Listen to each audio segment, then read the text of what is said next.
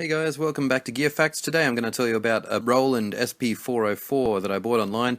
It arrived in pretty bad shape and I thought I'd share with you just how I got it looking a little bit better. You can buy new faceplates for these things, but they're expensive and they have to be ordered from overseas, so I figured I'd try taking it apart and giving it a respray.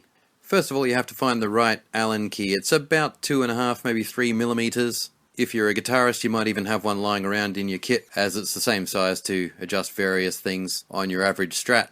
You can get these screws out by using a pair of pliers, gripping onto them and just turning it around, but of course that's a bit more destructive. Off comes the faceplate, and it's very neat underneath. It's almost tempting just to leave it the way it is, but on with the project. Firstly, I decided to photocopy the faceplate as it was, just so I had an exactly 1-to-1 scale copy of exactly what should be written and where it should be written on the faceplate. Then I got out some decent quality spray paint. I decided I'd put the basic paint underneath and then put a layer of appliance white over the top. This is a very hard kind of paint, so it would stand the test of time a little bit better. About 10 coats of paint later, this is what I ended up with. So all of those cracks have been filled in naturally by the paint and it looks pretty much perfect.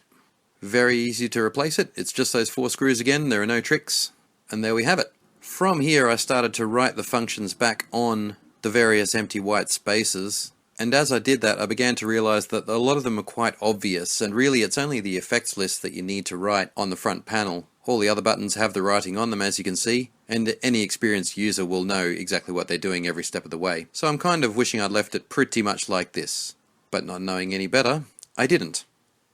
I got out my photocopy, had a look at all the writing, got out a Sharpie, and began to copy it onto the now dry faceplate. I tried to do it as neatly as I could, and everything ended up in exactly the right place. But compared to the clean faceplate, it looked pretty messy. Nevertheless, I now had a fully functioning SP-404 with a greatly improved appearance, and I've saved myself about $55 on buying a new faceplate. Thanks for watching Gearfacts, guys. I hope you enjoyed the video, and I hope you hit that like button. Also, feel free to leave me a comment. I'm always happy to discuss the kinds of projects I'm working on, and I look forward to seeing you next time on Gearfacts.